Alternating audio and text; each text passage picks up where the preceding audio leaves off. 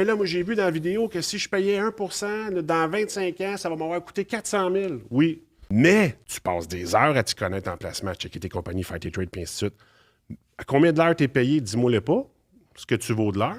Mais le nombre d'heures que tu te mets à aller chercher tout ça, pas mal sûr que ton 400 000 il est là.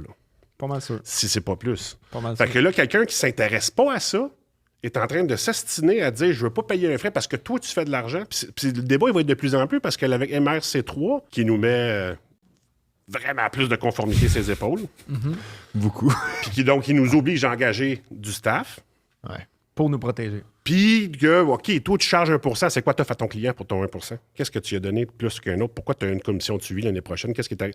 Faut que toi, tu te déconnectes. Si t'es pas...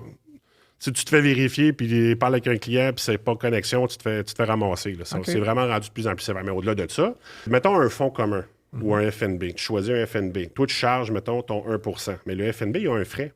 Ouais. 0,25, 0,3, peu importe. Ton fonds commun a un frais.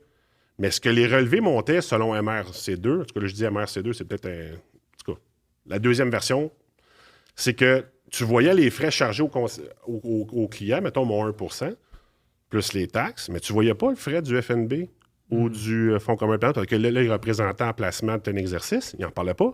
Ah, moi, je te charge juste un. Non, t'en payes peut-être deux. Puis là, lui, tu regardes un portefeuille de fonds distincts, hey, t'en payes 2,5, moi, je t'en charge un. Non, bullshit.